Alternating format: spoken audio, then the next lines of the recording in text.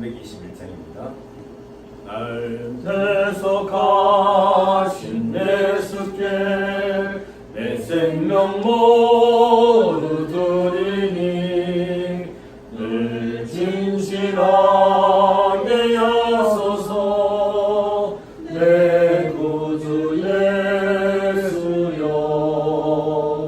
나 구주 위에 살리라. 내 기쁨 한량 없으니 내 갈 길 인도하소서 내 구주 예수여. 날 구원하신 예수를 일평생 의지하오니 날 영접하여 주소서 내 구주 예수여. 나 구주 위에 살리라. 내 기쁨 한량 없으리. 내 갈 길 인도하소서 내 구주 예수여. 주 십자가에 달리사 날 자유하게 했으니 내 몸과 마음을 주 위에 아쓰게 하소서. 나 구주 위에 살리라. 내 기쁨 한량 없으리. 내 갈 길 인도하소서 내 구주 예수여.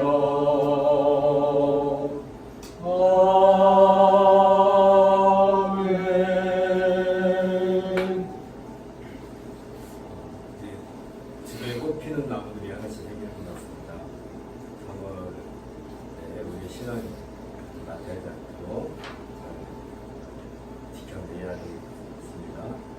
묵상 기도하고 예배 시작합니다.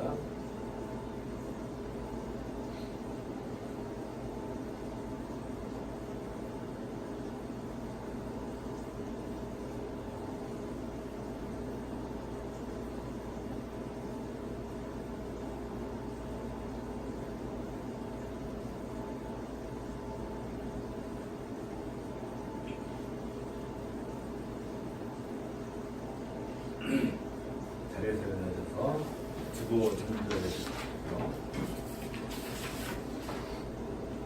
우리 마음을 주님께 들어올려 함께 고백합시다. 우리의 영원 천지를 지으신 여호와의 이름에 있도다. 예수께서 이르시되 내가 곧 길이요 진리요 생명이니 나로 말미암지 않고는 아버지께로 올 자가 없느니라. 너희가 나를 알았더라면 내 아버지가 알았으리로다. 이제부터 너희가 그를 알았고 또 보았느니라. 기도하겠습니다.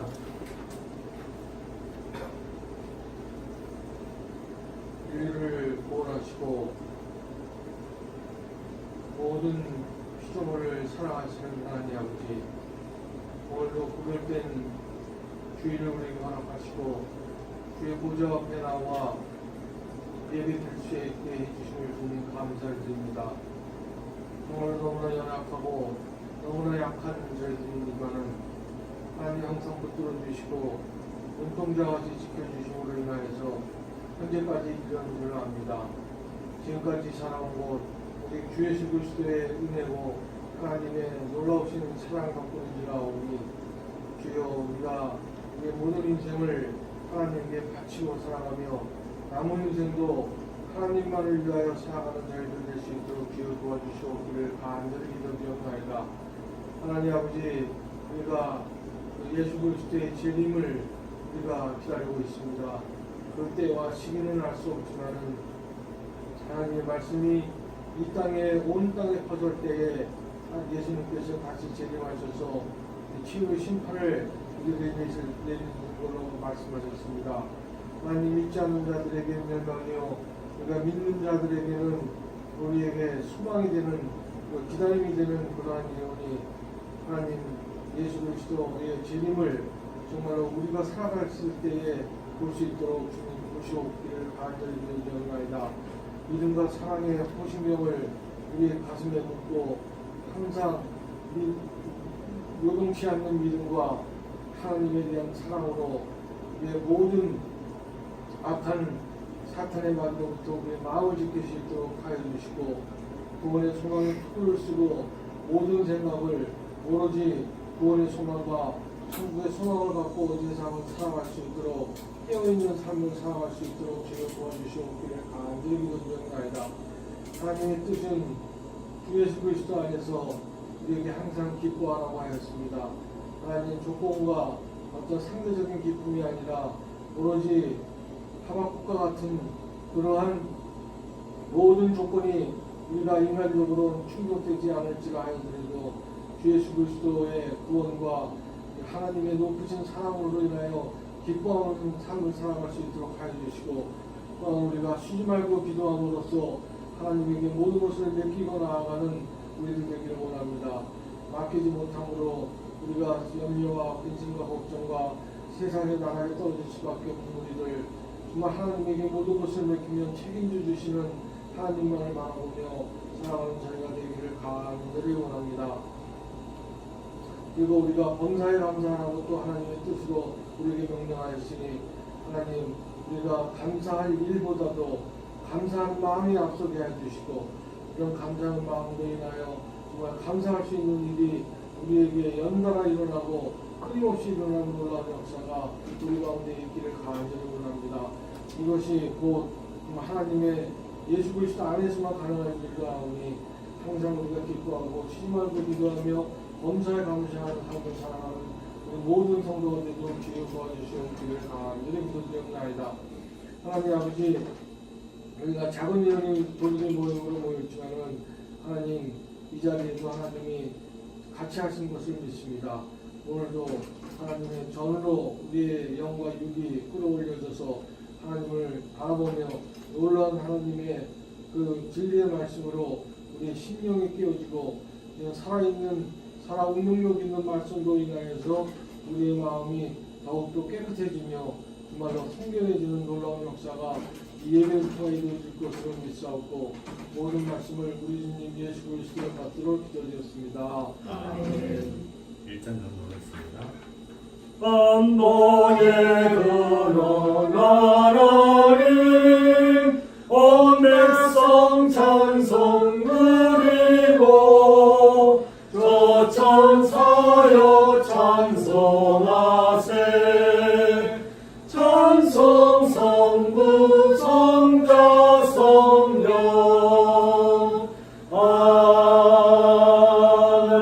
아멘. 자리 앉으시고요. 고대의 품 하나님이여 주의 인재를 따라 내게 은혜를 베푸시며 주의 많은 긍휼을 따라 내 죄악을 지워주소서. 나의 죄악을 낡게 쓰시며 나의 죄를 깨끗이 제하소서. 물은 나는 내 죄가 나오니 내 죄가 항상 내 앞에 있나이다.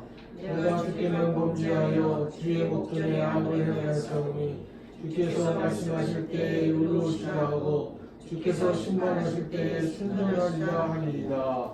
제 고백입니다. 하나님을 가까이 하라. 그리하면 너희를 가까이 하시리라. 죄인들아 손을 깨끗이 하라.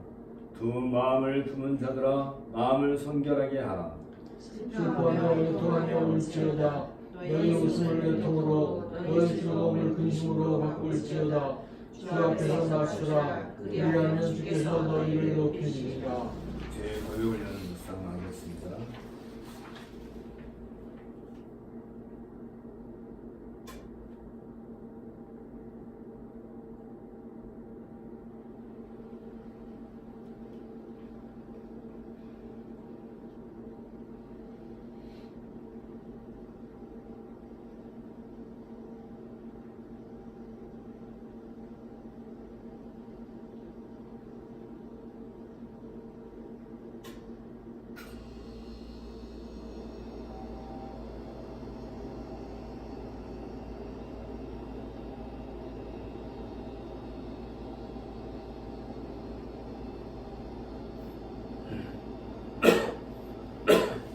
사명과 믿음이옵니다. 그런즉 우리가 무슨 말을 하리요? 은혜를 더하게 하려고 죄에 거하겠느냐? 그럴 수 없느니라. 죄에 대하여 죽은 우리가 어찌 그 가운데 더 살리요? 무릇 그리스도 예수와 합하여 세례를 받은 우리는 그의 죽으심과 합하여 세례를 받은 줄을 알지 못하느냐? 그러므로 우리가 그의 죽으심과 합하여 세례를 받음으로 그와 함께 장사되었나니 이는 아버지 영광으로 말미암아 그리스도를 죽은 자 가운데서 살리신 것 같이 우리도 또한 새 생명 가운데서 행하게 하려 함이니라. 성성과 부장입니다. 하늘에 가득 찬 하나님.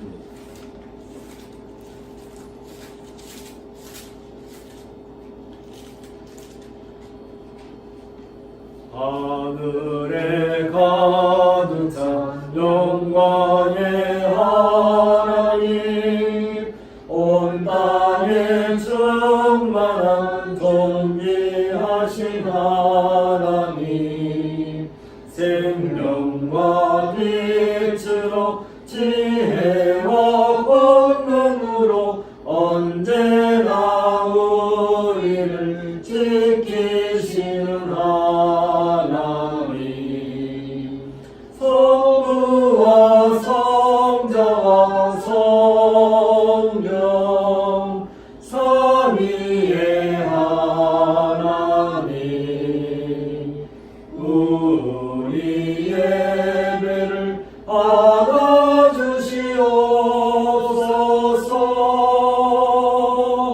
사랑이 넘치는 자비하신 하나님, 은혜가 풍성한 구원의 하나님, 자매의 심령에 평안을 주시옵고 죄악과 허물을 용서하여 주소서.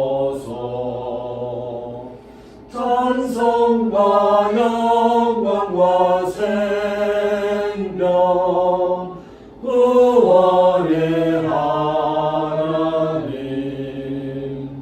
우리 예배를 받아주시옵소서.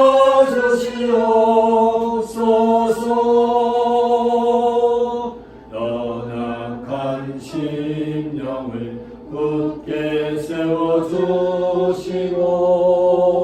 어두운 마음을 지혜롭게 하시고 주의 뜻 받들어 참되게 살아가며 주 말씀 따라서 사랑하게 하소서. 권능과 지혜와 사랑 은혜의 하나님, 우리 예배를 받아주시옵소서.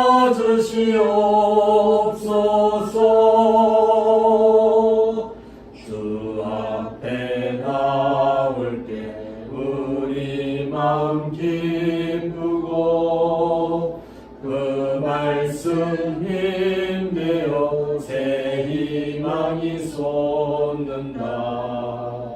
고난도 슬픔도 이기게 하시옵고 영원에 입되어 살아가게 하소서. 우리의 자랑과 기쁨 생명의 하나님, 우리 예배를 받아주시옵소서.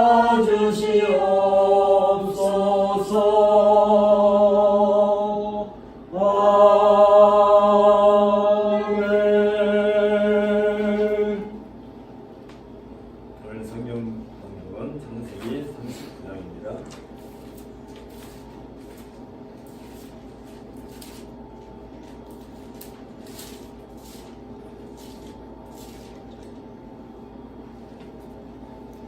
요셉이 이끌려 애굽을 내려가며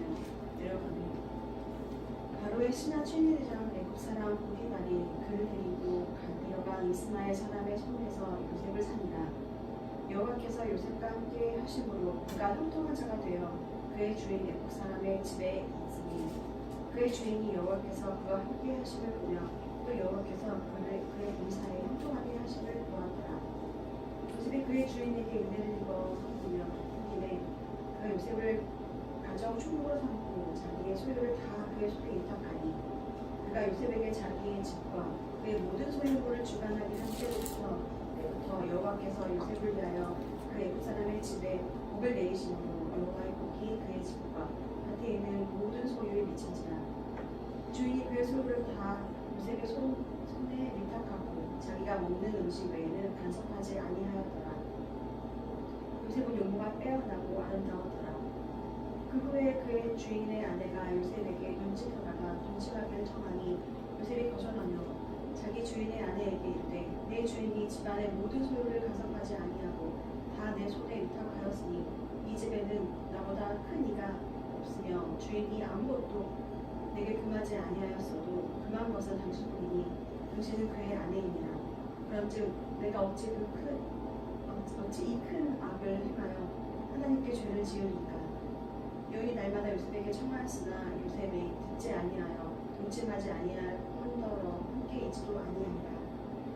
그러할 때 요셉이 그의 일을 하러 그의 집에 들어갔더니 그 집 사람들은 하나도 거기에 없었더라. 그 여인이 그의 옷을 잡고 이르되 나와 동침하자. 그러나 요셉이 자기의 옷을 그 여인의 손에 버려두고 밖으로 나가매 그 여인이 요셉이 그의 옷을 자기 손에 버려두고 도망하여 나감을 벗고 그 여인의 집 사람들을 불러서 그들에게 이르되 보라, 주인이 히브리 사람을 우리에게 데려다가 우리를 희롱하게 하는도다. 그가 나와 동침하자고 내게로 들어오므로 내가 크게 소리질렀더니 그가 나의 소리지르어 부름을 듣고 그의 옷을 내게 버려두고 도망하여 나갔느니라 하고 그의 옷을 곁에 두고 자기 주인이 집으로 돌아오기를 기다려 이 말로 그에게 말하여 이르되 당신이 우리에게 데려온 히브리 종이 나를 희롱하려고 내게로 들어왔으므로 내가 소리질러 불렀더니 그가 그의 옷을 내게 버려두고 밖으로 도망하여 나갔나이다. 그의 주인이 자기 아내가 자기에게 이르기를 당신의 종이 내게 이같이 행하였다 하는 말을 듣고 심히 노한 자라. 이에 요셉의 주인이 그를 잡아 옥에 가두니 그 옥은 왕의 죄수를 가두는 곳이었더라. 요셉이 옥에 갇혔으나 여호와께서 요셉과 함께 하시고 그에게 인자를 더하사 간수장에게 은혜를 받게 하시매 간수장이 옥중 죄수를 다 요셉의 손에 맡기므로 그 재반 사물을 요셉이 처리하고 간수장은 그의 손에 맡긴 것을 무엇이든지 살펴보지 아니하였으니 이는 여호와께서 요셉과 함께 하시니라. 여호와께서 그를 범사에 형통하게 하셨더라. 이는 주님의 말씀입니다. 하나님께 감사를 드립니다. 연보 및 찬송하겠습니다. 68장입니다.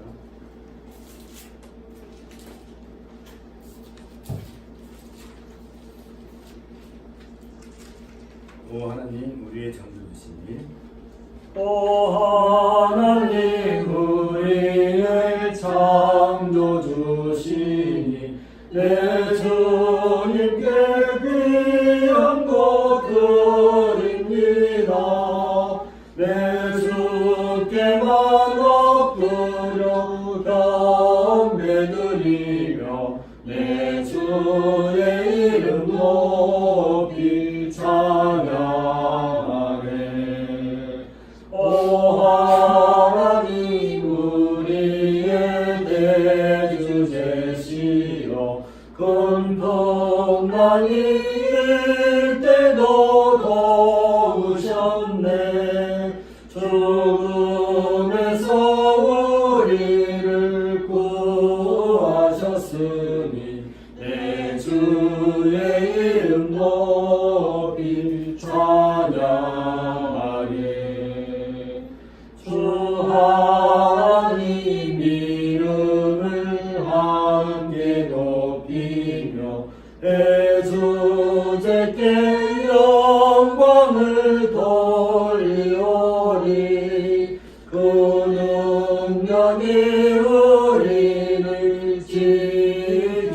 하시니 주 하나님을 높이 찬양하네. 아멘. 기도하겠습니다.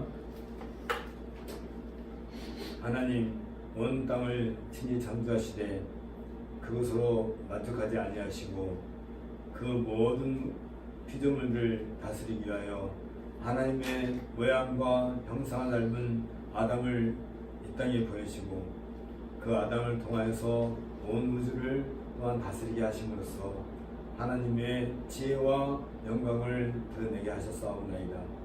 이것이 흙으로 지음을 받은 인생의 본분인 것을 저희가 아옵나이다. 하나님께서 온 만물을 창조하셔서 우리의 손에 맡기신 것처럼 우리가 이 모든 것들을 친히 하나님의 마음으로 또 하나님의 그 통치의 능력으로 다스리고 그로 말미암아 우주 만물이 하나님의 영광과 지혜를 온전히 잘 드러낼 수 있도록 하는 것이 우리 인생의 사명이요 본분인 것을 또한 저희가 고백하옵나이다. 이 모든 일에 있어서 우리의 힘으로 되지 아니하고 첫사람 아담이 범죄함으로 말미암아 그 모든 영광을 잃어버렸던 것처럼 우리는 또한 결코 우리의 능력과 지혜로는 그 모든 하나님의 영광을 드러낼 수 없는 것을 고백하옵니다. 하나님, 주여 우리를 불쌍히 여겨 주시옵소서. 하나님께서 이 모든 구속의 회복을 위하여서 진히 독생자 예수 그리스도를 우리에게 보내시고 그를 통하여서 우리에게 완전히 사라졌던 그 모든 지혜와 또 우리의 능력을 회복시켜 주시사온즉 이러한 구속의 은혜가 우리에게 주어졌다는 것이 얼마나 크고 아름다운지 저희는 고백하지 않을 수 없습니다. 하나님, 이제 우리가 이런 그리스도의 구속의 사역과 그 사역의 결과로서 하나님으로부터 의로움을 입었다 함을 칭하였습니다. 이제 우리가 참된 하나님의 백성으로서 의로운 하나님 나라의 백성으로서 온전한 삶을 통하여서 하나님의 그 감춰진 영광을 잘 드러낼 수 있도록 우리의 삶을 인도해 주시옵소서. 우리가 이러한 것을 깨닫고 이제 우리 하나님께 우리 자신을 순종하여 하나님께 바치온즉 하나님, 전에 아브라함이 아들 이삭을 바쳤던 그러한 심정으로 우리들 또한 우리의 마음, 몸과 마음을 하나님께 바치오니 주여 받아주시옵고 우리를 주의 거룩한 백성의 한 무리로서 이 땅에서 각자의 자기의 삶을 온전히 드러내고 그로 말미암아 하나님의 지혜와 영광을 이 땅에 선포하는 우리의 인생이 될 수 있도록 하나님께서 은혜를 더하여 주시옵소서. 이런 인생의 삶에 대하여서 각성을 하고 그 앞에서 무릎을 꿇고 하나님께 참된 은혜를 구하는 모든 자들을 하나님은 기뻐하시고 즐거워하시고 그들에게 웃음을 주시온즉 주여 저희들은 다른 것으로 말미암지 아니하고 오직 하늘로부터 내려오는 또 우리 하나님께 주시는 그 은혜 하나 외에는 다른 어떤 것도 필요하지 않은 것을 우리가 고백하는 마음으로 이 시간 하나님께 우리의 몸과 마음을 드려온즉 주께서 즐거이 받아주시옵고 또한 우리를 통하여서 하나님의 그 경륜을 친히 이루어 가시옵소서. 하나님, 또한 기도하기는 우리의 도들의 몸을 주님께서 불러내주시고 세상과 구별하여서 오로지 하나님 앞에 나와 경배하고 예배하는 일에 우리의 전심을 다 쏟을 수 있도록 야치 기회를 주셨사온즉 그것이 또한 우리에게 얼마나 큰 은혜이고 감사인지요. 주님, 이 자리에 있다는 이 사실 자체가 우리에게 큰 은혜가 아닐 수 없사옵나이다. 하나님께서 우리들 각 사람의 마음을 활짝 열어주시고 주의 영을 부어주시고 주의 그 능력으로서 우리와 함께 하셨사온즉 우리가 이 복된 자리에 있다는 이 놀라운 사실에 감복하고 이것 외에 다른 것으로 만족을 취하려고 하는 어리석은 자들이 되지 않도록 주께서 늘 우리를 인도해 주시옵소서. 또한 아버지 하나님, 이 민족, 이 나라를 기억하시고 이제 이 나라, 이 민족이 하나님 앞에 오래전부터 부름을 받고 그 가운데 많은 교회가 세워지고 또 이제 주의 의로운 일꾼들이 많이 부름을 받고 세워진 것을 제가 보옵니다. 하나님이 그들을 통해서 우리 한국이 이와 같이 민주사회를 속히 이룰 수 있도록 은혜 주시사옵고 또 그런 말미암아 주의 거룩한 백성들이 마음 놓고 하나님께 예배하는 이 놀라운 은혜를 지금 우리가 누리고 있는 것을 잘 알고 있사옵나이다.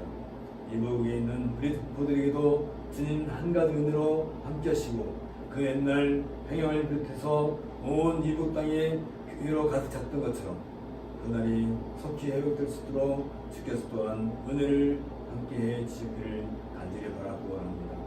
하나님 오늘도 전 세계 곳곳에서 하나님을 향하여 무릎 꿇고 예비하는 주의 백성들을 기억하시오. 저들이 하나님을 향하여서 기도할 때 하나님께서 그들의 기도를 들어응답해 주시고 저들이 하나님의 말씀을 들을 때 그들의 마음이 찔림을 받고 또한 뜨거움을 받아서 참된 의로운 백성으로 이 땅에 살아가는 에너지를 그 말씀 통해서 얻을 수 있도록 이 복된 시간을 주께서 함께 해주셨소서. 또한 하나님 이러한 예배를 통하여서 우리의 삶이 이 땅에 있지 아니하고 새하늘과 새 땅에 있다는 사실을 늘 고백하게 하고 우리가 하늘의 시민권을 가진 자라서 이 땅에서 당당하게 살아갈 수 있도록 또한 주께서 은혜를 함께 주옵소서. 예수님의 이름으로 기도합나이다. 아멘. 오늘은 사도행전 15장 통해서 예루살렘 공유의 결정에 대해서 같이 말씀을 생각하고자 합니다. 사도행전 15장을 함께 보도록 하겠습니다.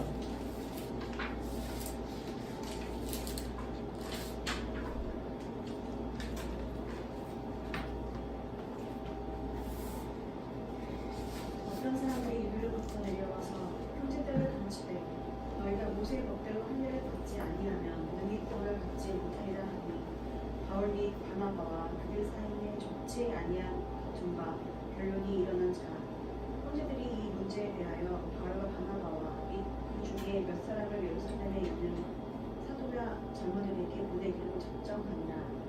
그들이 교회의 전속을 받고 베니게와 사마리아로 다니며 이방인들이 주께 돌아오고 이를 말하여 그들이 다 크게 기쁘게 하더라. 예루살렘에 이르러 교회와 사도와 장로들에게 영접을 받고 하나님이 자기들과 함께 계셔 행하신 모든 일을 말하되 바리새파 중에 어떤 믿는 사람들이 일어나 말하되 이방인에게 할례를 하고 모세의 율법을 지키라 명하는 것이 마땅하다 하니라. 사도와 장로들이 이 일을 이문하러 모여 많은 변론이 있으므에 베드로가 일어나 말하되 형제들아 너희도 알거니와 하나님이 이방인들로 유대인 앞에서 공동의 말씀을 들어보게 하시려고 오래전부터 너희 가운데서 나를 택하시고 또 마음을 아시는 하나님이 우리에게와 같이 그들에게도 생명을 주어 증언하시고 믿음으로 그들의 마음을 깨끗이 하사 그들이나 우리나 차별하지 아니하셨느니라. 그런데 지금은 너희가 어찌하여 하나님을 시험하여 우리 조상과 우리도 능히 매지 못하던 무게를 제자들의 목에 두려느냐. 그러나 우리는 그들이 우리와 동일하게 주 예수의 은혜로 구원받을 줄을 믿으라 하니라. 온 우리가 가만히 있어 바나바와 바울이 하나님께서 자기들로 말미암아 이방인 중에서 행하신 표적과 기사에 관하여 말하는 것을 듣더니 말을 마침에 야고보가 대답하여 이르되 형제들아 내 말을 들으라. 하나님 처음으로 이방인 중에서 자기 이름을 위하여 백성을 취하시려고 그들을 돌보신 것을 시므온이 말하였으니 선지자들의 말씀이 이와 일치하도다. 기록되나 이후에 내가 돌아와서 다윗의 무너진 장막을 다시 지으며 또 그 허물어진 것을 다시 지어 일으키나니 이는 그 남은 사람들과 내 이름으로 일컬음을 받은 모든 이방인들로 주를 찾게 하려 함이라 하셨으니 즉 예로부터 이것을 알게 하시는 주의 말씀이라 함과 같으니라. 그러므로 내 의견에는 이방인 중에서 하나님께로 돌아오는 자들을 괴롭게 하지 말고 다만 우상에 돌아온 것과 음행과 목매어 죽일 것과 피를 멀리하라고 편지하는 것이 옳으니 중에서 각 성에서 모세를 전하는 자가 있어 안식일마다 회당에서 그를 읽음이라 하더라. 이 사도들과 장로와 온 교회가 그 중에서 사람들을 택하여 바울과 바나바와 함께 안디옥으로 보내기를 결정하니 곧 형제 중에 인도자인 바사바라 하는 유다와 실라더라.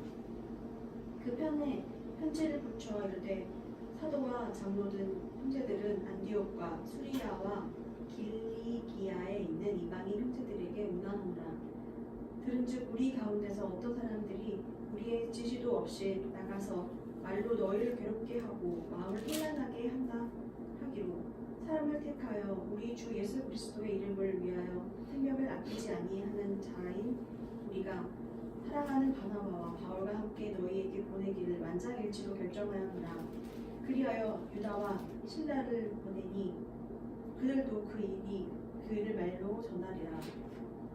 성령과 우리는 이 요긴한 것들 외에는 아무 죄도 너에게 지우지 아니하는 것이 옳은 줄 알았노니 우상의 제물과 피와 몸 메어 죽인 것과 음행을 멀리할지니라. 이에 스스로 삼가면 잘 되리라. 평안함을 원하노라 하였더라. 그들이 작별하고 안디옥에 내려가 무리를 모은 후에 편지를 전하니 읽고 그 위로한 말을 기뻐하더라. 유다와 실라도 형제자라.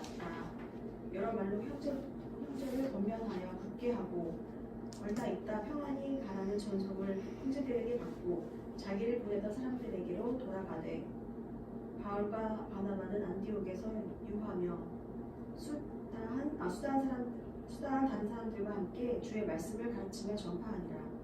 며칠 후에 바울이 바나바더러 말하되 우리가 주의 말씀을 전한 각 성으로 다시 가서 형제들이 어떠한가 방문하자 하고 바나바는 마가라 하는 요한도 데리고 가고자 하나 바울이 밤빌리아에서 자기들을 떠나 함께 일하러 가지 아니한 자를 데리고 가는 것이 옳지 않다 하여 서로 심히 다투어 피차 갈라서니 바나바는 마가를 데리고 배 타고 북으로 가고 바울은 시대를 택한 후에 형제들에게 주의 은혜에 부탁함을 받고 떠나 수리아와 길리기아로 다니며 교회들을 견고하게 합니다.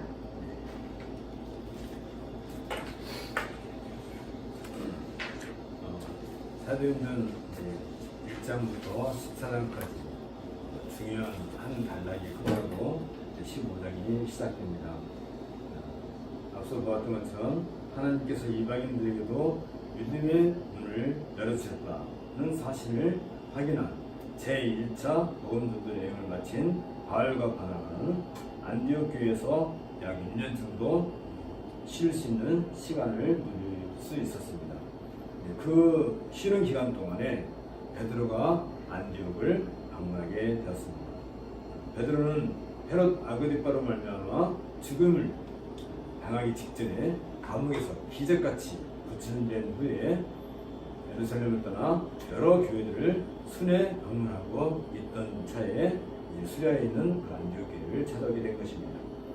베드로는 할례자들을 위한 사도, 즉 유대인들에게 복음을 전하고 교회를 세우는 사역에 힘쓰고 있었습니다. 하지만 베드로는 고넬료의 경우처럼 이방인 성도들과 음식을 나누며 교제하는 경험을 한 바가 있습니다. 그때 예루살렘에서 온 어떤 이들이 베드로를 찾아왔습니다. 그러자 베드로는 안디옥 교회의 이방인 신자들과 함께 식사하던 자리를 박차고 나가게 되었던 것입니다. 이것은 이방인 성도들과 유대인 성도들의 분열을 초래하는 심각한 행동과 다를 바 없었습니다. 왜냐하면 초대교회에서 음식을 함께 나눈 일은 주님의 예찬을 기념하는 것과 밀접하게 연관되었기 때문입니다.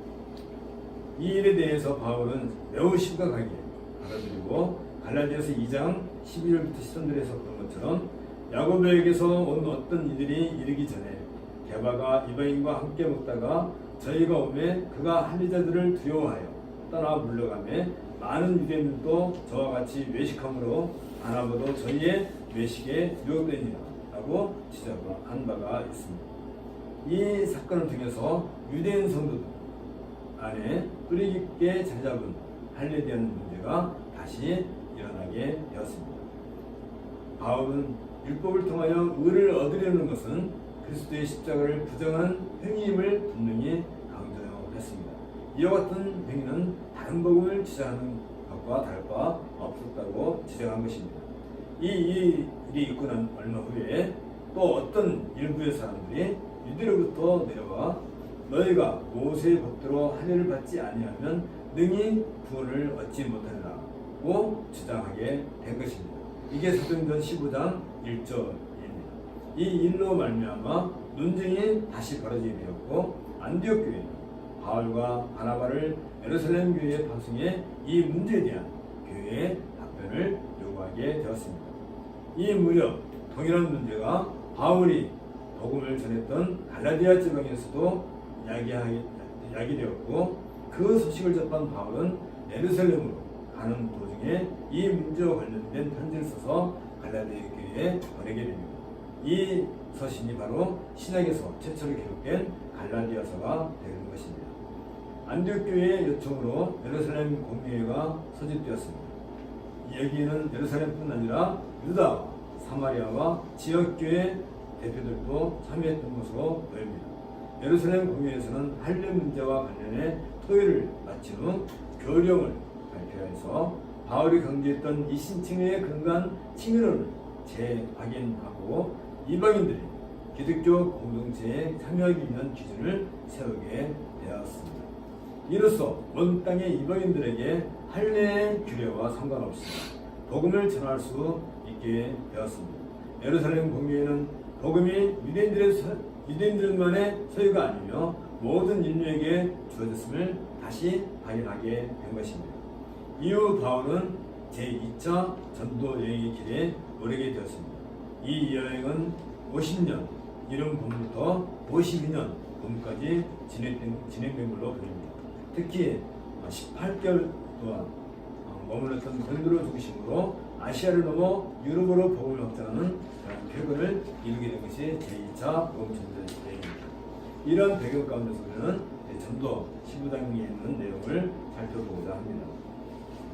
바울과 바나바는 수리아의 안디옥 교회에 파송을 받아서 46년 중반부터 48년 중반에 거쳐서 구브로, 암빌라의 버가, 비시다의 안디옥, 이고니온, 느스라, 더베 지방에서 복음을 전한 바가 있습니다.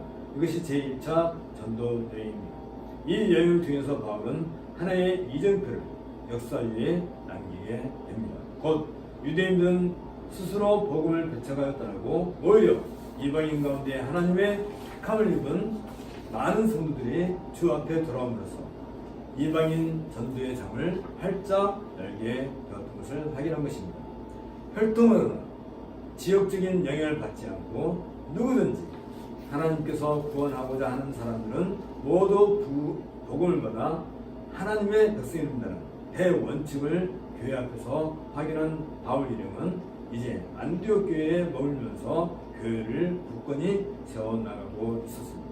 그럴 때 유대로부터 온 몇 사람들이 모세의 법대로 할례를 받지 않으면 능히 구원을 얻지 못하리라고 교인들을 선동하게 된 것입니다.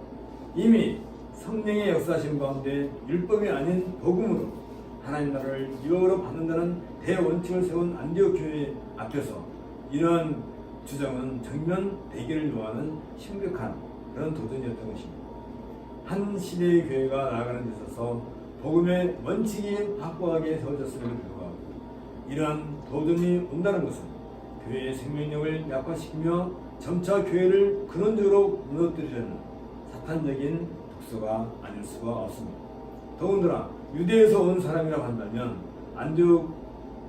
수리아에 있는 안디옥보다는 먼저 복음을 받았다는 기득권을 주장하고 있어서 충분히 안디옥 교회를 미혹할 만한 요소도 가지고 있었을 것입니다.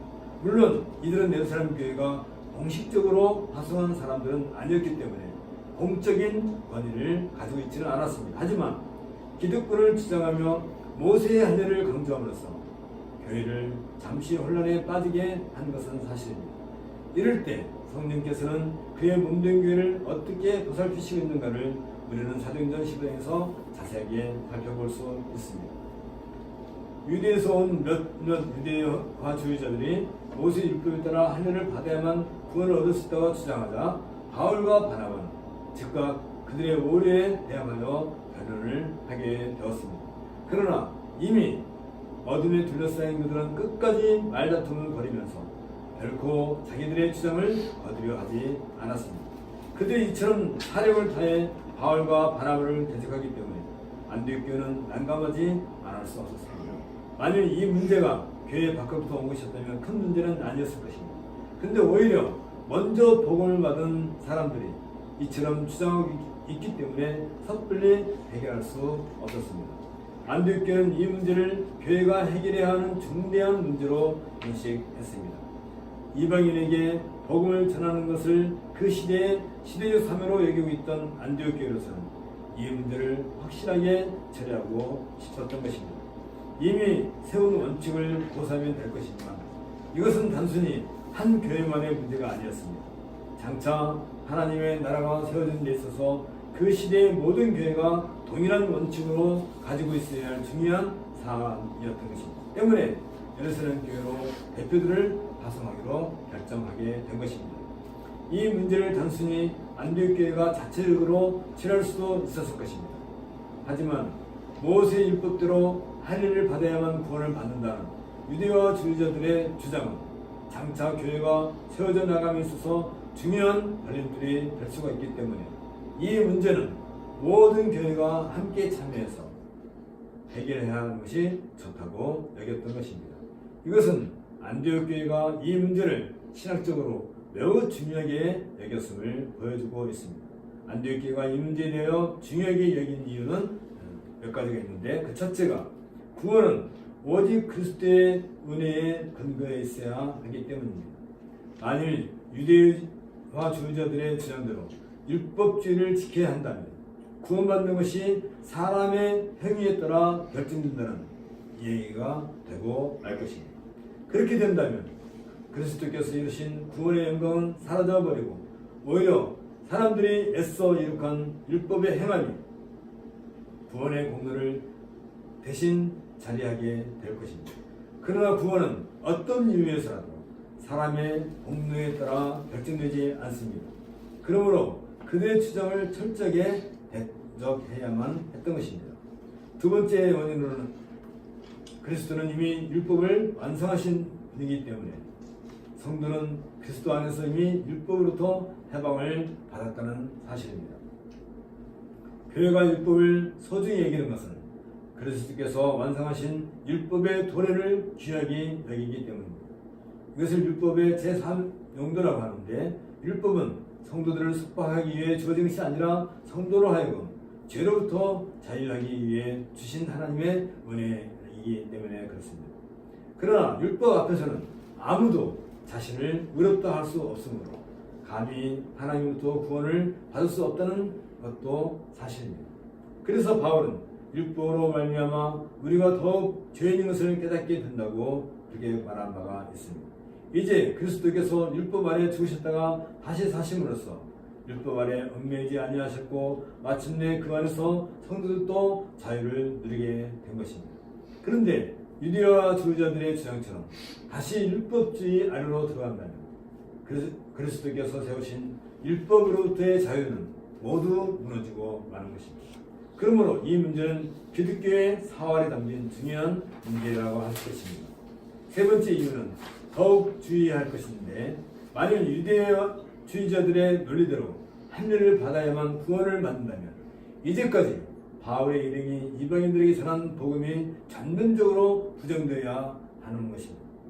뿐만 아니라 성령께서 이루신 구원의 도리는 모순에 빠지게 되는 오해를 가져오게 되는 것입니다. 바울은 분명히 이방인들에게 하나님의 복음이 아무런 제약 없이 받아들여졌으며 누구나 그 복음 안에서 구원에 참여되었음을 확인한 바가 있습니다. 이런 구원의 역사는 순전히 성령께서 세워주신 은혜의 결과였던 것입니다. 그런데 이제 와서 할례를 받아야 한다고 주장하게 되면 지금까지 진행된 성령의 사역에 심각한 모순을 가져오는 결과가 되고 마는 것입니다. 그렇다면 하나님 나라의 원리가 더 이상 서지 못하고 무너지게 될 것입니다. 그래서 안디옥교회와 사도들은 이 문제를 매우 중요시 여겼던 것입니다. 네 번째 이유는 이 문제를 통하여 안디옥교회의 관심은 지금까지 유대인 신자들의 마음속에 남아있는 율법주의적 관념이 이번 교회를 통해서 철저하게 깨뜨려지기를 소원한 것입니다. 잘못된 율법적 관념을 가지고 신앙생활을 한다는 것은 율법의 정신과 복음을 협소하게 만들어버리고 진리를 훼손하는 독소가 될 뿐입니다. 그때까지만 해도 예루살렘 교회는 별도로 건물을 가지고 있지 않았습니다. 교회가 별도의 건물을 예배로 가지게 된 것은 약 AD 250년경이니까 이때는 아직 교회당이 따로 있지 않을 때였습니다. 성도들과 사도들은 주로 성전을 중심화해서 복음을 전하고 믿음의 생활을 지켜오고 있었습니다. 그런데 그들 주변은 여전히 율법에 얽매인 상태로 유대인들이 살고 있었습니다. 뿐만 아니라 예루살렘 교회 성도들 역시 여전히 유대주의적인 관습, 습관을 유지하면서 살고 있었던 것입니다. 때문에 유대인 신자들이 율법으로부터 철저하게 자유를 누리기는 결코 쉬운 일이 아니었습니다. 따라서 이 문제를 예루살렘 교회에서 다루게 된다면 복음 안에서 어떻게 살아야 하는가를 확실하게 정립할 수 있는 좋은 계기가 될 것이었습니다. 그래야 유대인 교회나 이방인 교회가 한결같이 하나의 복음과 그 복음에 근거한 진리에 따라 바로 서 나갈 수 있기 때문입니다. 이 문제는 하나님의 나라를 이 땅에서 구현시켜 나갈 교회가 짚고 넘어가야 할 당면한 문제였던 것입니다. 이런 이유 때문에 안디옥 교회는 예루살렘 교회까지 이 문제를 확대시키고 있었던 것입니다. 안디옥 교회의 전설을 받은 바울과 바나바 및 몇몇 형제들은 이제 베니게와 사마리아에 있는 성도를 방문하여 이방인들이 죽게 돌아온 것을 거함으로써 그들을 위로해 주었습니다. 그들은 주로 유대인 성도들이었지만 복음이 그처럼 능력 있게 이방 여러 곳에 전파되었다는 점에서 힘이 되는 기쁜 소식이었습니다. 누가는 여기에서 침묵하고 있지만 바울이 예루살렘으로 가던 도중 갈라디아에서 온 긴급한 전도를 받게 됩니다. 안디옥 교회와 마찬가지로 갈라디아 교회에서도 유대와 지도자들에 의해 심각한 문제가 발생했다는 소식입니다. 바로 그것입니다. 바울은 급하게 편지를 작성해 갈라디아 교회 성도들이 이신층의 복음 위에 반듯하게 서 있어야 한다고 격려하는 것입니다. 예루살렘에 도착한 바울 일행은 사도들과 장로들의 영접을 받고 그동안 하나님께서 자기들 위해 이루신 일을 자세하게 보고했습니다. 그리고 유대와 지도자들에 의해 안디옥 교회에서 발생한 일을 보고하고 이방인들의 할례 문제를 교회 앞에 제출하게 되었습니다. 그러자 바리새파 중에 믿는 어떤 사람들이 이방인에게 할례를 두고 모세의 율법을 지키라 명하는 것이 마땅하다고 주장했습니다. 그리하여 이 문제를 해결하기 위해 예루살렘뿐 아니라 유대와 사마리아의 교회 대표들이 참여하는 공의회가 개최되었던 것입니다. 이때가 바울의 제1차 선교를 마친 그 이듬해 49년 아니면 50년경이었습니다. 이 회의를 가리켜서 예루살렘 공회라고 합니다. 안디옥 교회의 요청으로 교회 지도자들이 모여 교회 안으로 들어온 이방인들의 할례 문제에 대한 해결을 이제 시도하게 됩니다. 이러한 성도들의 할례 문제는 전체 교회의 사활에 달린 중대한 문제였습니다. 나아가 장차 세워질 교회의 기본적인 초성이 되는 대원칙에 해당되는 문제였습니다. 이방인 성도들이 할례를 받아야 하는지 아니면 받지 않아도 되는지에 대한 충분한 토론이 있은 후 베드로 사도는 교회를 대표하여 다음과 같은 변론을 제시합니다. 첫째는 하나님께서는 오직 성령으로 복음을 믿게 하시어 유대인이든 이방인이든 구원에 이르도록 하셨으므로 서로 구별돼서는 안 된다 그런 것이고요. 두 번째는 오직 주 예수 그리스도의 이름으로 유대인이나 이방인이나 구원을 받았으므로 더 이상 율법적 제도를 지키도록 강요하는 것은 그들에게 멍에를 지우는 일이기 때문에 이방인들에게 할례를 행하는 것은 부당하다는 이유였습니다. 이렇게 함으로써 베드로는 교회가 한 성령에 의하여 세워진 것과 오직 그리스도의 은혜로 구원을 이룬다는 진리를 분명하게 선포했습니다. 여기에서 무엇이 참된 교회인가를 우리는 생각할 필요가 있습니다. 교회를 세우시는 분은 성령이십니다. 성령께서 교회를 세상에서 선택하여 구별하시고 그것을 교회의 거룩성이라고 합니다. 또한 유대인이든 이방인이든 간에 어느 민족, 어느 시대, 어느 곳이든 성령께서 그의 교회를 세우십니다. 이것을 교회의 보편성이다.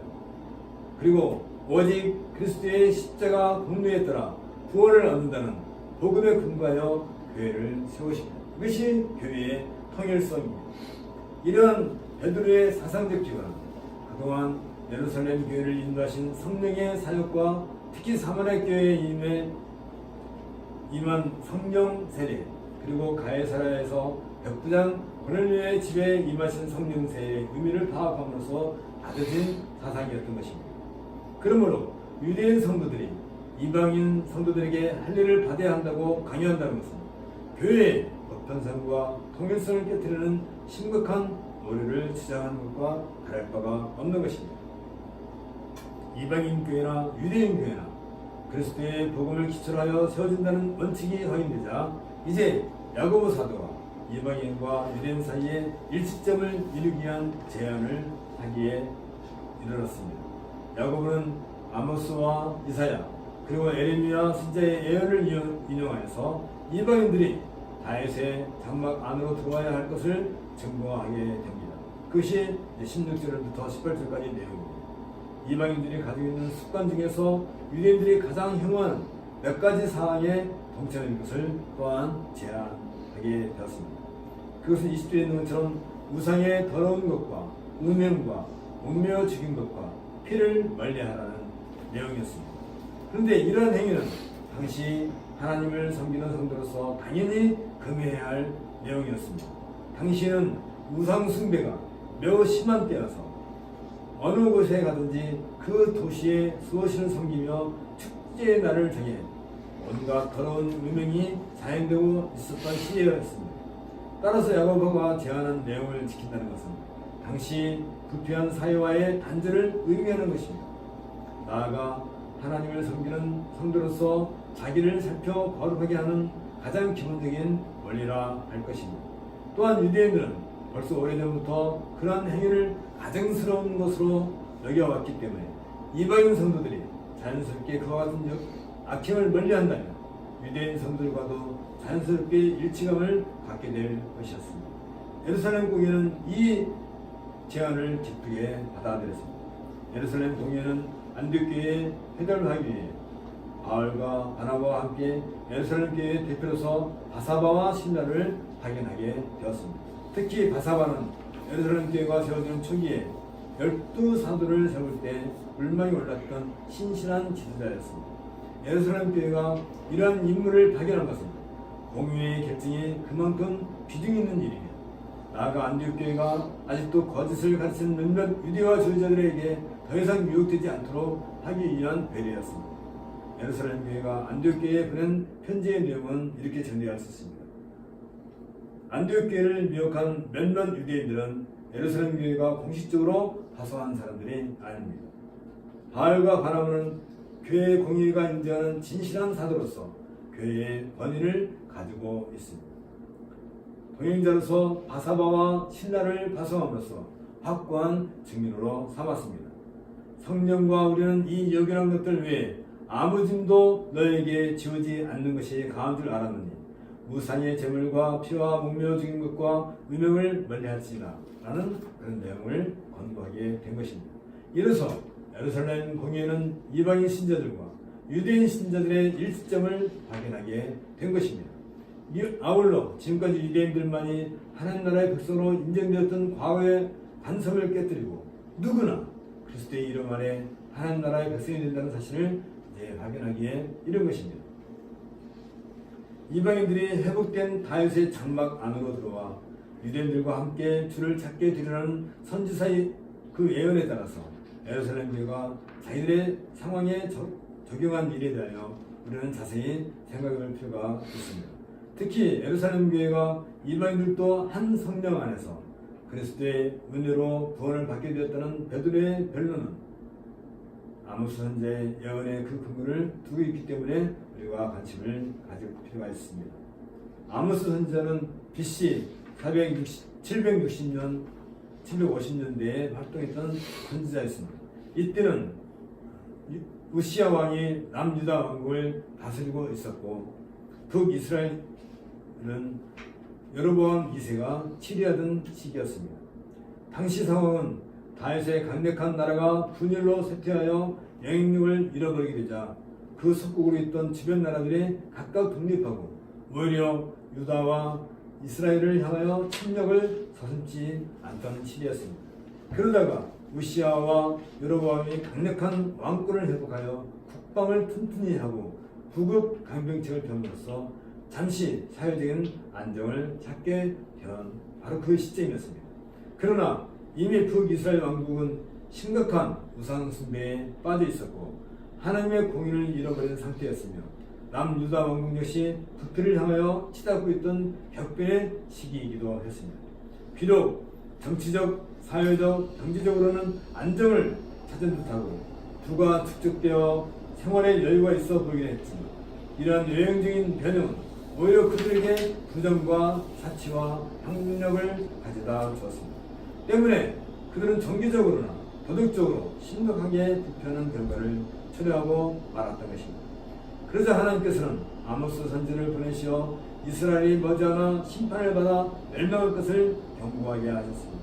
뿐만 아니라 그 주위에 있는 이방 나라들, 곧 다메섹, 블레셋, 두로, 에돔, 암몬, 모압 등의 이방 나라들 역시 하나님의 심판을 받아 멸망해 될 것이라고 선언하게 하셨습니다. 결국 이스라엘과 이방이 모두 하나님의 심판을 받을 것이고 그렇게 경고한 아모스 선지자는 이 심판을 통해서 이제 하나님께서 새롭게 계획하신 구원의 메시지를 만방에 선포하게 되는데 그게 아모스 9장 11절 12절에 있는 내용입니다.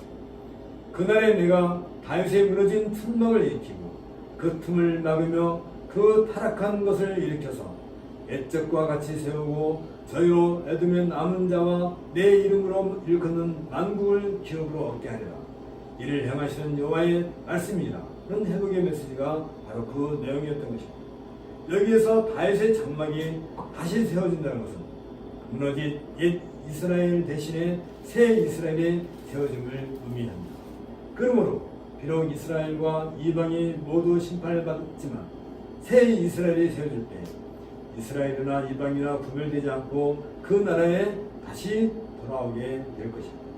이러한 아모스의 메시지는 이미 그리스도에 의해 새롭게 세워진 하나님 나라를 예고해 주고 있었던 것입니다.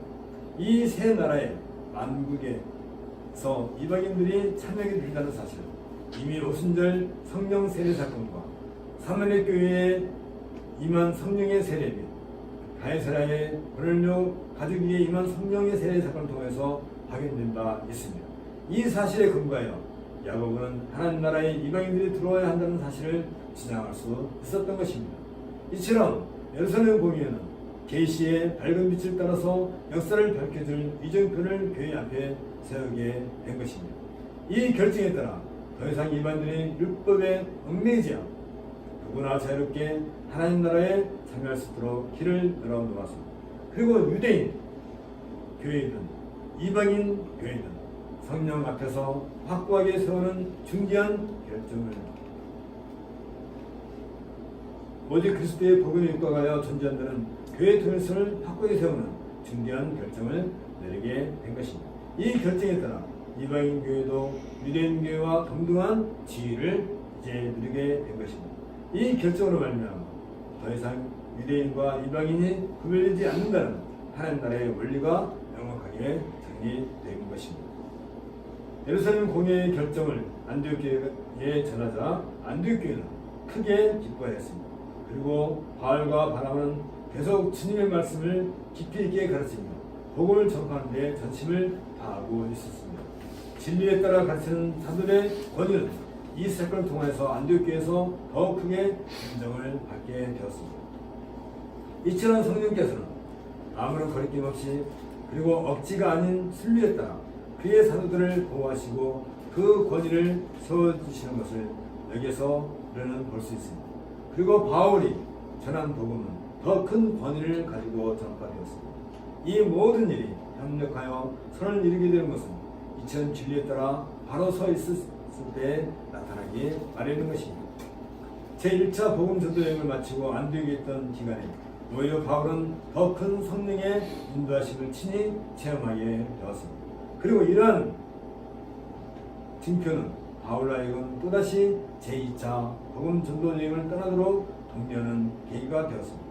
왜냐하면 복음을 받았다 할지라도 진리 위에 굳건히 서 있지 않으면 언제 사악한 무리들의 가르침에 미혹될지 모르기 때문입니다.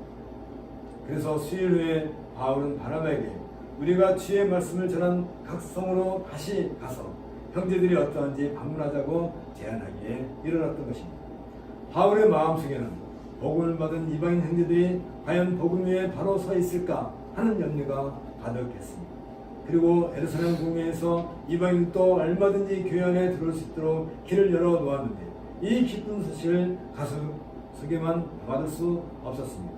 특히 바울은 주의 복음을 이방인들에게 전하기 위해 주께서 친히 세우신 사도임을 항상 잊지 않았습니다. 안디옥 교회에서 성도들을 가르치는 일도 중요하지만 자기의 사명을 따라 이방인들에게 생명의 복음을 전해야 할 것을 다시 한번 각성하게 된 것입니다. 그러자 바나바는 생질인 마가 요한을 데리고 전도여행을 떠나자고 제안합니다. 그러나 바울은 마가가 제1차 전도 여행 중에 암빌리아의 버가에서 일행을 떠나 예루살렘으로 돌아가 버렸다는 사실을 지적하면서 마가 요한을 거절하게 이르렀습니다. 이 일로 인하여 바울과 바나바는 서로 헤어지고 말았습니다. 그리고 바나바는 마가를 데리고 제1차 전도여행처럼 두브로를 향하여 떠나고 되고 바울은 신라를 택하여서 육로를 따라 길리기아로 떠나게 됩니다. 이처럼 바울은 제1차 복음전도 여행을 통하여 복음이 전해진 소아시아 지역을 돌아보고 그곳의 성도들을 강건하게 하는 일과 이전에 다니지 못했던 곳까지 발을 넓혀 복음을 전하고자 계획을 하고 제2차 전도여행을 떠나게 됩니다. 이러한 바울의 마음을 사도행전 16장 6, 7절에서 우리는 찾아볼 수 있습니다. 아시아도와 비두니아로 가고자 했던 바울의 의도를 보아 이번 제2차 여행에서는 소아시아 전역에 복음을 전하려고 하는 바울의 의지를 우리는 읽을 수 있습니다. 이 내용은 다음 시간에 우리가 좀 더 자세히 살펴보도록 하겠습니다. 함께 기도하겠습니다.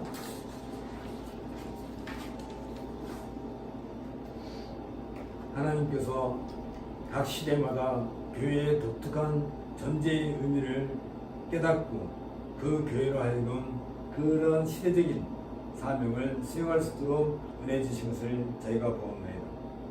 유대로부터 온 일부 사람들의 헛된 주장을 안디옥 교회는 자기들 안에서 해결하지 아니하고 이것을 모든 교회의 문제라고 파악한 예루살렘 공회를 소집하도록 함으로써 이제 더 이상 유대인과 이방인이 구별되지 아니하고 할례의 문제로 더 이상 교회가 다투지 아니하고 온전히 한 그리스도 안에서 한 몸인 것을 이처럼 깨닫게 하였사옵니다. 이런 일들을 우리가 보고 있는데 우리가 이 땅에 이런 교회로 모인 것은 그 옛날 예루살렘 교회 공회가 결정했던 그 놀라운 복음의 능력과 그 복음의 확장에 대한 그 원칙이 지금까지 계속 이어져 왔기 때문인 것을 저희가 잘 알고 있습니다. 하나님 마찬가지로 우리들도 이러한 교회의 역사적 위치와 사명에 대해서 늘 민감하고 우리 교회가 마땅히 이 시대에 행할 일이 무엇인가를 잘 깨달아가 알아갈 수 있도록 은혜를 주옵소서. 특별히 이 시대는 악이 가득 차고 하나님의 말씀을 무시하고 멸시하는 이들이 얼마나 많은지 알 수 없습니다. 이러한 때 우리가 무엇보다도 우리 교회가 하나님의 말씀을 더욱 단단히 움켜잡고 또 그 말씀의 권위를 반듯하게 세움으로써 교회가 교회답게 서고 하나님의 말씀을 바르게 세워나가는 섬겨나가는 일이 이 시대의 가장 중요한 일이 아닐 수 없습니다. 우리가 무엇보다도 이런 마음의 각성을 가지고 하나님의 말씀을 마음에 잘 새길 수 있도록 은혜를 더하여 주옵소서. 예수님 이름으로 기도합니다. 자리에서 일어나셔서 37장 찬송하겠습니다. 주 예수 이름 높이요. 주 예수 이름 높이요. 다 찬양하여라. 다 찬양하여라. 금날려관을 들여서 나의 주를 찬양하세.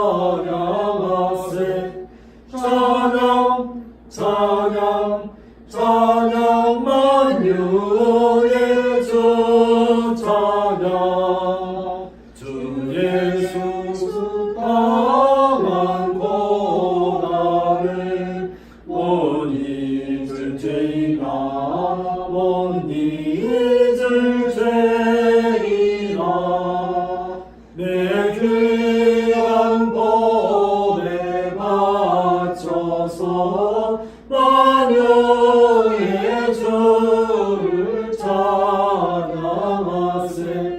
찬양 찬양 찬양 만유의 주 찬양.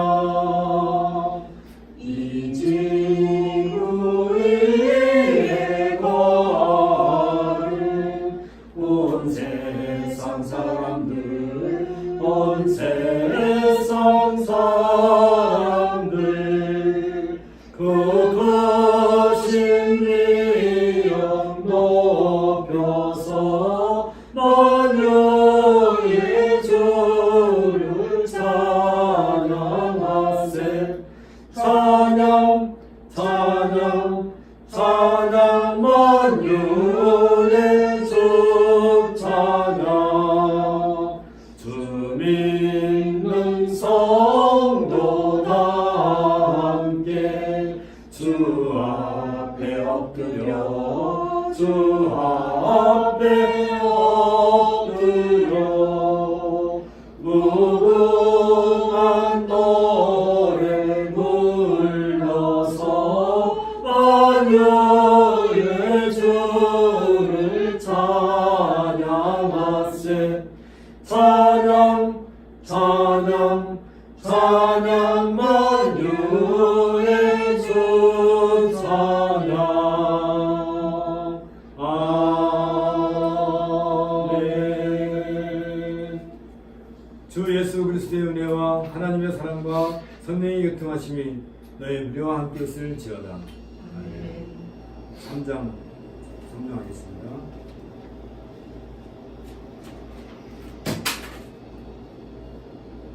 성부 성자와 성령 찬송과 영광 돌려보내세. 태초로 지금까지 또 영원 무궁토록 성삼위께 영광 영광. 아멘. 목사님도 앞에 열렸습니다.